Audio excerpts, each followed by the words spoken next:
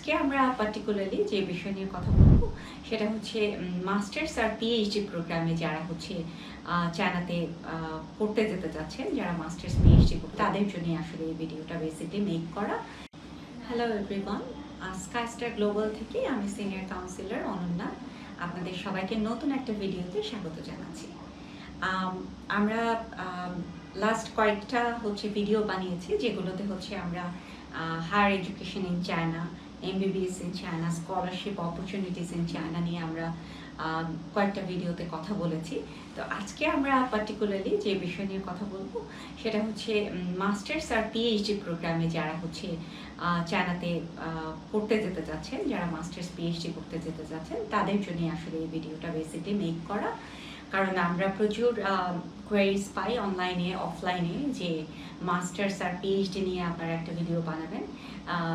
তো মাস্টার্স আর পিএইচডির বিষয়ে আসলে অনেকেরই অনেক ধরনের প্রশ্ন থাকে। তো আশা করি আজকের ভিডিওটা যদি আপনারা দেখেন তাহলে আমার মনে হয় যে চায়নাতে যারা মাস্টার্স আর পিএইচডি করতে ইন্টারেস্টেড তারা অনেক একদম যে মিনিমাল যে কোয়েশ্চেনগুলো থাকে, একদম বেসিক যে কোয়েশ্চেন, সেগুলোর অ্যান্সার আপনারা পেয়ে যাবেন। তো এখন হচ্ছে প্রথম কথা হচ্ছে যে চায়নাতে কেন মাস্টার্স বা পিএইচডি করতে একটা স্টুডেন্ট যাবে, ওয়াই নট আদার কান্ট্রিজ। তো এটা যদি একদম অনেস্টলি জবাব দেওয়ার চেষ্টা করি তাহলে হচ্ছে যে যাদের ইউরোপ, আমেরিকা, অস্ট্রেলিয়া এই ধরনের কান্ট্রিগুলোতে যেয়ে পড়াশোনা করার মতো ফিনান্সিয়াল ব্যাকআপ যাদের নেই, তো সেক্ষেত্রে আমার কাছে মনে হয় যে তাদের জন্য China can be a very good destination. কারণ আমাদের সবার কি থাকে, একটা স্বপ্ন থাকে যে আমরা হচ্ছে ফার্স্ট ওয়ার্ল্ড কান্ট্রিগুলো থেকে হচ্ছে আমরা মাস্টার্স করব বা পিএইচডি করব, কিন্তু সেটা আসলে আমরা জানি যে অনেক যেমন কানাডাতে, অস্ট্রেলিয়াতে এগুলোতে অনেক ফিনান্সিয়াল ব্যাকআপের প্রয়োজন হয়। টিউশন ফিটা অনেক হাই হয়, প্লাস হচ্ছে ব্যাংক স্টেটমেন্ট, ব্যাংক সলভেন্সি অনেক দেখাতে হয়, অ্যাসেট দেখাতে হয়। সো এই জিনিসগুলো আসলে আমাদের সাধারণ মিডল ক্লাস ফ্যামিলির একটা ছেলে বা মেয়ের পক্ষে কিন্তু এটা দেখানো বা এটা বিয়ার করা আমি বলবো যে যথেষ্ট পরিমাণে কষ্টসাধ্য। সো আর মাস্টার্স পিএইচডিতে কি হয় যে আমাদের ছাত্রছাত্রীরা নর্মালি যেটা চায় যে ব্যাচেলার পর্যন্ত ঠিক আছে, বাবা মা ফ্যামিলির কাছ থেকে ব্যাকআপ নিয়েছে ঠিক আছে, কিন্তু মাস্টার্স বা পিএইচডি লেভেলে সেটা কেউ চায় না। সবাই চায় যে একটা ফুল ফান্ডেড স্কলারশিপ নিয়ে তারা পড়তে যাবে। তো সেই সুবিধাটা অন্যান্য দেশের তুলনায় আমি বলবো যে চায়নাতে অনেক বেশি। কারণ চায়নাতে যে পরিমাণে স্কলারশিপ অফার করে আমার মনে হয় যে পৃথিবীর অন্য সব দেশ মিলিয়েও এত স্কলারশিপ অফার করে না যতটা হচ্ছে গিয়ে China as a single country যতগুলো স্কলারশিপ অফার করে থাকে। তো এই হলো আমি বলবো যে প্রাইম কজ যে কারণে হচ্ছে একটা ছেলে বা মেয়ে মাস্টার্স বা পিএইচডি প্রোগ্রামে অন্য কান্ট্রিকে রেখে হচ্ছে সে চায়নাকে কেন বেছে নেয়। এখন হচ্ছে যে চায়নাতে যদি মাস্টার্স করতে যায় বা পিএইচডি করতে যায় তাহলে সে কি ধরনের সুযোগ সুবিধাগুলো পাবে।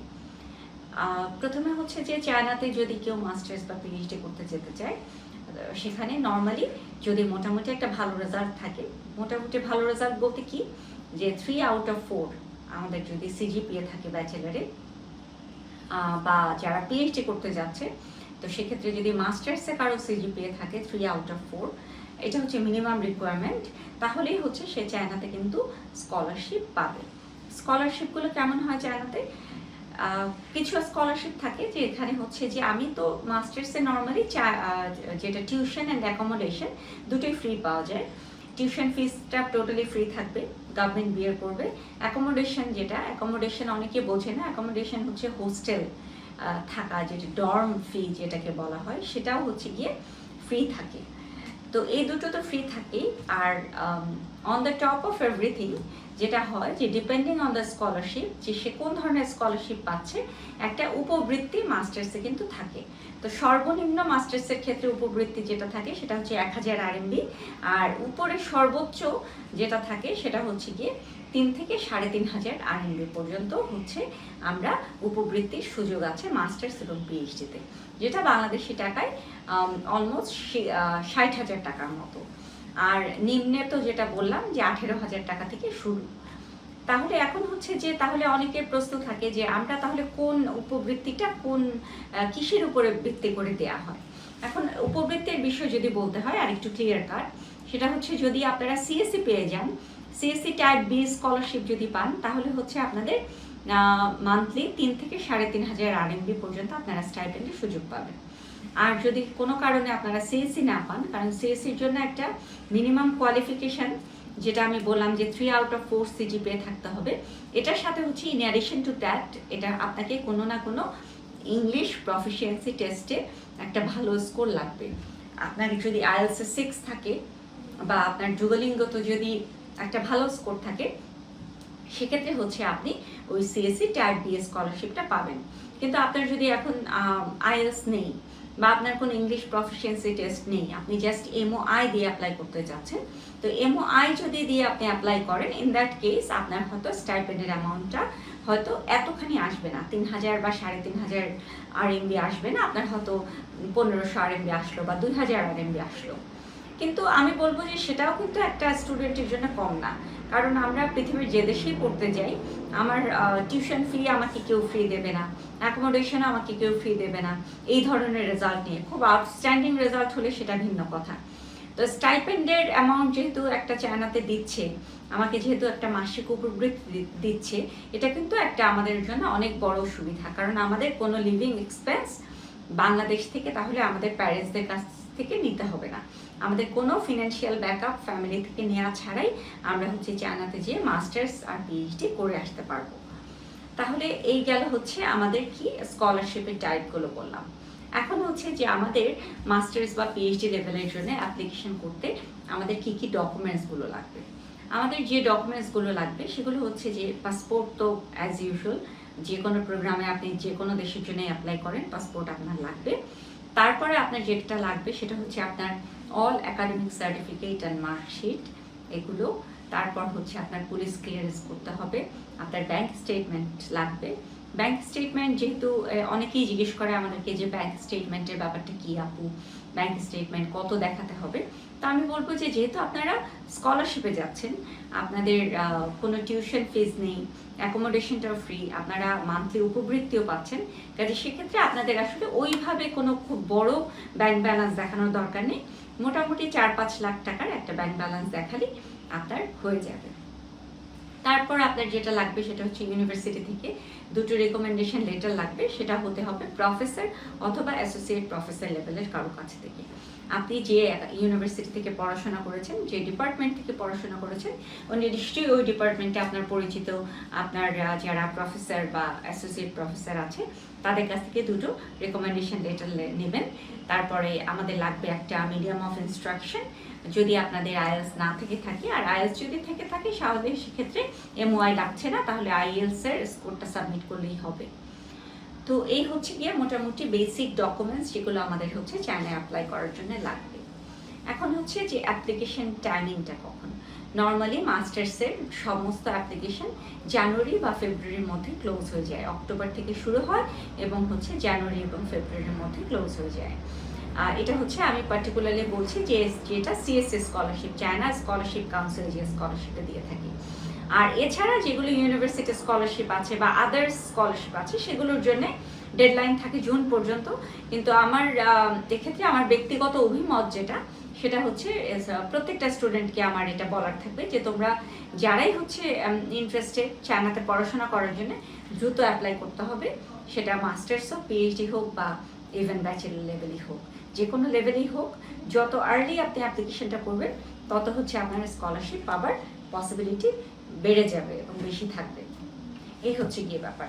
এখন হচ্ছে আরেকটা খুব কমন একটা কোয়েরি যেটা আমরা পাই, সেটা হচ্ছে যে চায়নাতে যখন কোনো স্টুডেন্ট পড়তে যায় তখন হচ্ছে যে সে জানতে চায় যে আমার যে স্কলারশিপটা মাস্টার্সে বা পিএইচডিতে সেটা কি আমার পুরো 3 বছর জুড়ে থাকবে, বা নাকি আমার স্কলারশিপটা 1 বছর পরে আবার হচ্ছে ক্যান্সেল হয়ে যাবে বা এরকম।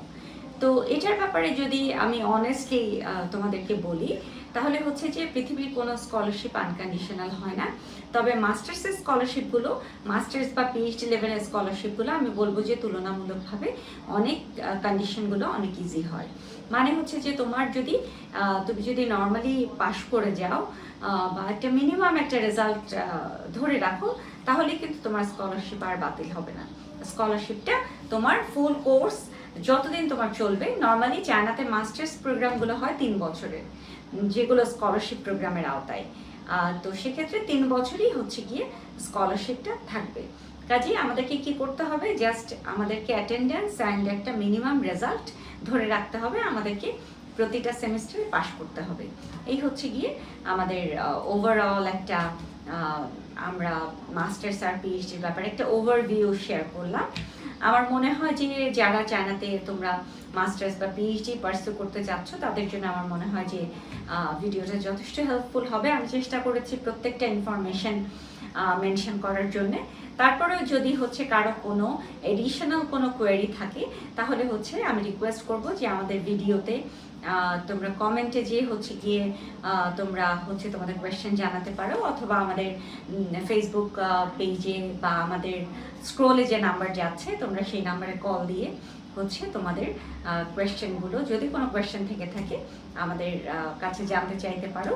এটা অল ফ্রি অফ কস্ট আমি বলবো, কারণ আমরা আসলে কোনো অ্যাসেসমেন্টের জন্য বা কাউন্সেলিংয়ের জন্য আমরা কোনো ফি নেই না। কাজেই তোমাদের যদি চায়না বিষয়ে যে কোনো ধরনের কোয়েরি থাকে, যে কোনো লেভেলের স্টাডির জন্য, তাহলে হচ্ছে তোমরা স্কাইস্টার গ্লোবালের অফিসে সরাসরি ভিজিট করো, অথবা আমাদের পেজে নক দিয়েও তোমরা হচ্ছে তোমাদের প্রশ্নগুলো আমাদেরকে জানাতে পারো। আমরা তাহলে সেভাবে তোমাদের জন্য আরও ইনফরমেটিভ ভিডিও নিয়ে আমরা হাজির হব। আর যদি কোনো পার্টিকুলারলি যদি কোনো ভিডিও সম্পর্কে তোমাদের রিকোয়েস্ট থাকে, আমি পার্টিকুলারলি বলবো যে যদি চায়না রিলেটেড কোনো ভিডিও তোমাদের দরকার হয়, যে এই বিষয়ে আপনারা একটা ভিডিও বানান, তাহলে অবশ্যই আমাদেরকে কমেন্ট করে জানাবেন। আমরা চেষ্টা করব আপনাদের সেই চাহিদা মতো সেরকম কোনো ভিডিও নিয়ে আসতে সামনের বার। তো সবাই ভালো থাকবেন, আর ইনশাল্লাহ দেখা হবে নেক্সট কোনো নতুন কোনো ভিডিও নিয়ে চায়না বিষয়। Thank you.